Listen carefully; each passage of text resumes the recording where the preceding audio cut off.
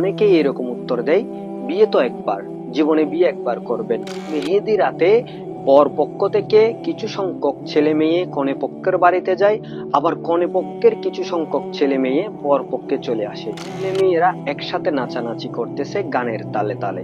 পাত্রী যার মেহেদি অনুষ্ঠান হচ্ছে তাকে অনেক সময় ক্যামেরাম্যান হাতে ধরে, তার হাত ধরে ফটো তুলে একসাথে তাদের পর্দার ডিভাইডকে ভুলে গিয়ে একই ছাদের নিচে একই সাথে এই মেহেদি রাতকে কেন্দ্র করে আমরা অনেক খাবার নষ্ট করে ফেলি। আসসালামু আলাইকুম ওয়া রাহমাতুল্লাহি তাআলা ওয়া বারাকাতুহু। বিয়ের ধারাবাহিক আলোচনার মধ্যে ৫ম নাম্বার পর্বে আপনাদেরকে জানাই স্বাগতম।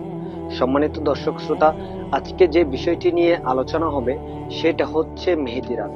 অর্থাৎ মেহেদি রাতকে কেন্দ্র করে আমরা যে সমস্ত কাজগুলো করে থাকি তা শরীয়তের দৃষ্টিতে কতটুকু জায়েজ কিংবা কতটুকু শরীয়ত সম্মত তা নিয়ে বিস্তারিত আলোচনা করার চেষ্টা করব ইনশাআল্লাহ। আমাদের জীবনে বিয়ে হচ্ছে অত্যন্ত গুরুত্বপূর্ণ একটি অধ্যায় এবং হালাল একটি কাজ, কিন্তু এই হালাল কাজকে কেন্দ্র করে আমরা অনেক হারাম কাজ করে ফেলি, যার মধ্যে একটি হচ্ছে মেহেদি রাত। এই মেহেদি রাতকে কেন্দ্র করে এত হারাম কাজ আমাদের সমাজে চলমান রয়েছে যা আমরা সকলে জানি কিন্তু তবু আমল করি না। যদি আমরা শুরুর দিকে দেখি, অর্থাৎ যখন মাগরিব হয়ে যায়, সন্ধ্যা হয়ে যায়, তখন দেখা যায় বিবাহিত এবং অবিবাহিত কিছু মহিলা বিউটি পার্লারের উদ্দেশ্যে ঘর থেকে বাহির হয়ে যায়।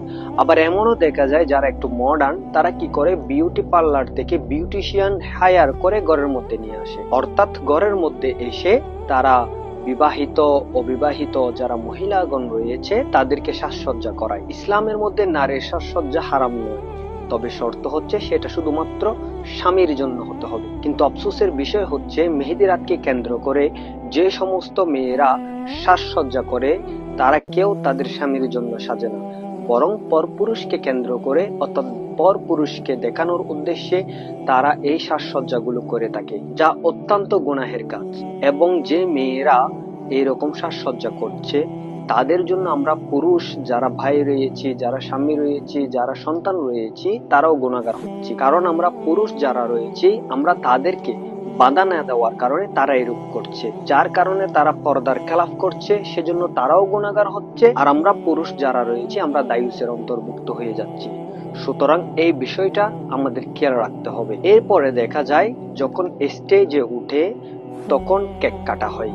কেক কাটা আমি সেটার বিরুদ্ধে বলবো না, তবে আফসোসের বিষয় হচ্ছে যখন আমরা কেক কাটি তখন আমরা অর্ধেক কেক খাই আর অর্ধেক নষ্ট করে ফেলি। অর্থাৎ যখন একজন অপরজনকে কেক খাওয়াই তখন সে অর্ধেক কেক খায় আর অর্ধেক নষ্ট করে, যা সম্পূর্ণ হারাম। অর্থাৎ ইসলাম কখনো অপচয় পছন্দ করে না, ইসলামে অপচয় করা হারাম। কিন্তু এই মেহেদি রাতকে কেন্দ্র করে আমরা অনেক খাবার নষ্ট করে ফেলি। এরপরে আসতেছে ফটো সেশন, অর্থাৎ দেখা যায় বর কিংবা কনে তারা বিভিন্ন ছেলে মেয়েদের সাথে ফটো সেশন করে থাকে, তারা ফটো তুলে। অর্থাৎ যাদের সাথে পর্দা করতে বলা হয়েছে তারা পর্দার বাইরে গিয়ে এই সমস্ত কাজগুলো করে, যা সম্পূর্ণ শরীয়ত বহির্ভূত কাজ।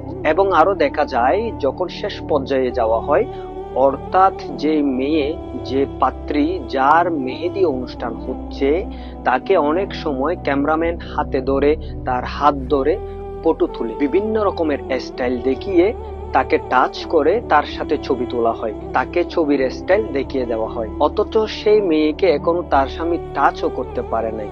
আর এইদিকে ক্যামেরাম্যান তাকে টাচ করে করে ছবির স্টেপ দেখিয়ে দিচ্ছে। তা যে কত বড় গুনাহের কাজ তা আমাদের চিন্তা চেতনার বাইরে। এরপর দেখা যায় ছেলে মেয়েরা একসাথে নাচানাচি করতেছে গানের তালে তালে। এটা তো আরো জঘন্য কাজ।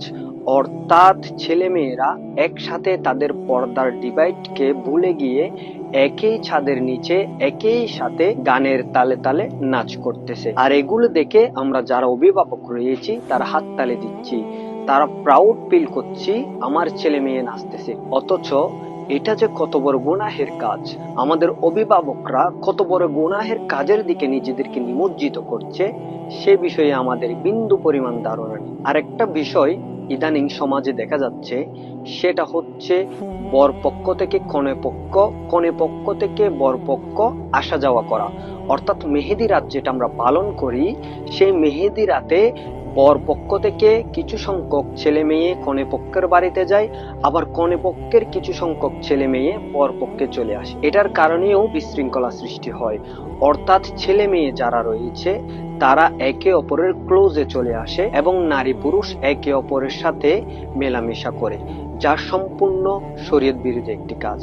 সম্মানিত দর্শক, এতক্ষণ পর্যন্ত যা বললাম তার মূল কথা হচ্ছে, মেহেদি রাতকে কেন্দ্র করে আমরা যা কিছু পালন করি তা সবকিছু শরীয়ত বিরোধী কাজ।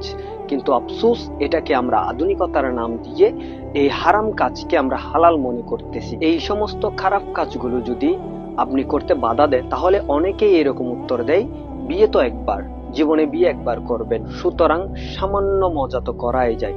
তাদের উদ্দেশ্যে আমি বলতে চাই, আপনিও জীবনে মৃত্যুবরণ করবেন একবার। আপনি যদি এই দুনিয়াতে বিয়েকে কেন্দ্র করে এত পাপগুলো একসাথে করেন, তাহলে আপনি যখন মারা যাবেন, কবরের মধ্যে আপনাকে একা রেখে চলে আসবে, তখন জাহান্নাম থেকে ফেরেশতা এসে আপনাকে সমাদর করবে। আপনি দুনিয়াতে যে খারাপ কাজগুলো করে গিয়েছেন সেইগুলোর প্রত্যেকটি জাররা জাররা পরিমাণের হিসাব আপনাকে কবরের মধ্যে দিতে হবে। সুতরাং মেহেদি রাতের নামে যেই অসামাজিক, যে শরীয়ত বিরোধী কার্যকলাপগুলো আমাদের মধ্যে হয়ে থাকে, আমরা সংগঠিত করে থাকি, এগুলো থেকে অবশ্যই আমাদেরকে বেরিয়ে আসতে হবে। যদি আমরা তা না করি, তাহলে এই দুনিয়াতে পার পেলেও কবর জগতে আমরা পার পাবো না। আল্লাহ রাব্বুল আলামিন আমাদেরকে সঠিকভাবে বোঝার এবং আমল করার তৌফিক দান করুক। আমিন।